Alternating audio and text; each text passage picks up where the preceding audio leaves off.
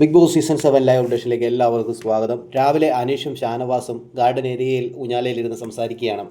സംസാരിക്കുന്ന കാര്യം ഷാനവാസിൻ്റെ അസുഖത്തെക്കുറിച്ച് തന്നെയാണ്. ഷാനവാസിനോട് അനീഷ് പറയുന്നൊരു കാര്യമുണ്ട്.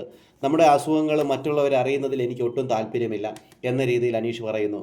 കാരണം ഷാനവാസിൻ്റെ അസുഖങ്ങൾ, ഷാനവാസ് ചെയ്യുന്ന ഫീൽഡ് ഒരു സിനിമ ഫീൽഡാണ്, ഒരു ഫിലിം ഇൻഡസ്ട്രിയാണ്. അപ്പോൾ ആ ഒരു മേഖലയിൽ ഷാനവാസിൻ്റെ അസുഖങ്ങൾ അറിയുമ്പോൾ അവിടെ മറ്റുള്ളവർ അതിനൊരു തടസ്സം ഉണ്ടാക്കും എന്ന രീതിയിലൊക്കെ അനീഷ് പറയുമ്പോൾ ഷാനവാസും പറയുന്നത്, ഞാൻ ഇതുവരെയായിട്ടും ആരോടും പറഞ്ഞില്ല, എനിക്ക് മറ്റുള്ളവരോട് പറയുന്നത് ഇഷ്ടമല്ല, പക്ഷേ ഇവിടെ വന്നതോടുകൂടി തന്നെ എല്ലാവരും അറിഞ്ഞിട്ടുണ്ട് എന്ന രീതിയിലൊക്കെ പറയുന്നുണ്ട്.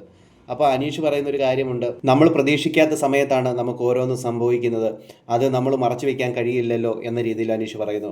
എന്നിട്ട് പറയുന്നു, ഇപ്പോൾ ഇങ്ങനത്തെയൊക്കെ ഒരു അസുഖം ഒരു കോമൺ ആയിട്ട് വരുന്നുണ്ട് എന്ന രീതിയിലും പറയുന്നുണ്ട്, അതുകൊണ്ട് നമ്മൾ പേടിക്കേണ്ട എന്ന രീതിയിൽ പറയുന്നു. അത് കഴിഞ്ഞതിന് ശേഷം അനീഷ് പറയുന്നുണ്ട്, അനീഷിൻ്റെ പപ്പയുടെ കാര്യം പറയുന്നുണ്ട്. 31 വർഷമായിട്ട് ഈ ഒരു അസുഖം വന്നു, ഇപ്പോഴും അങ്ങനെ നിൽക്കുന്നു. പക്ഷേ പലരും ഈ ഒരു അസുഖം വരുമ്പം അതിനെ ഒരു സഹതാപത്തോടൊക്കെ നോക്കുന്നതൊക്കെ എനിക്ക് ഇഷ്ടമല്ല, അതുകൊണ്ട് തന്നെ ഞാൻ ആരോടും ഇങ്ങനത്തെ കാര്യങ്ങളൊന്നും പറയാറില്ല എന്നൊക്കെ അനീഷ് പറയുന്നുണ്ട്.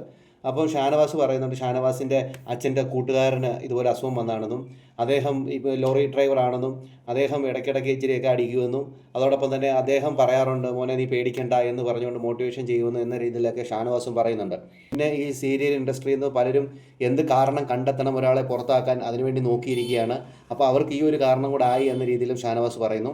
അനീഷ് പറയുന്നു, ഒരു കാരണവശാലും അതൊന്നും വിട്ടുകൊടുക്കല്ലേ, അതുകൊണ്ടാണ് ഞാൻ ലാലേട്ടൻ്റെ ഒരു എപ്പിസോഡിൽ ഷാനവാസിന് തമിഴ് ഇൻഡസ്ട്രിയിലുമൊക്കെ ഒരു ഇത് നേടണമെന്ന രീതിയിൽ ഞാൻ അന്ന് പറഞ്ഞത് എന്ന് അനീഷ് പറയുന്നുണ്ട്. പലപ്പോഴായിട്ട് ഷാനവാസിനെ ഒബ്സർവ് ചെയ്തുകൊണ്ടാണ് ഞാൻ അങ്ങനെ പറഞ്ഞത് എന്ന് പറയുന്നുണ്ട്.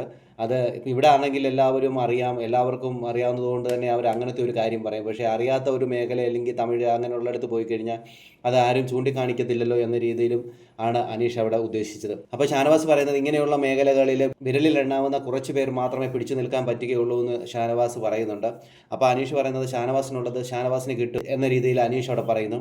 നാവ് പൊന്നായിരിക്കട്ടെ എന്ന് ഷാനവാസും അവിടെ പറയുകയാണ്. അപ്പോഴത്തേന് പാട്ട് വന്നു, പിന്നെ പാട്ടിന് ഡാൻസ് കളിക്കുകയും പിന്നെ അനീഷിൻ്റെ അതുപോലത്തെ സുപ്രഭാതവും ഒക്കെയാണ് നടന്നുകൊണ്ടിരുന്നത്. ഇനി എന്തൊക്കെ നടക്കും നമുക്ക് കാത്തിരുന്നതിനെ കാണാം. കൂടുതൽ ബിഗ് ബോസ് ലൈവ് അപ്ഡേഷനായി ഈ ചാനൽ സബ്സ്ക്രൈബ് ചെയ്യാൻ മറക്കരുത്.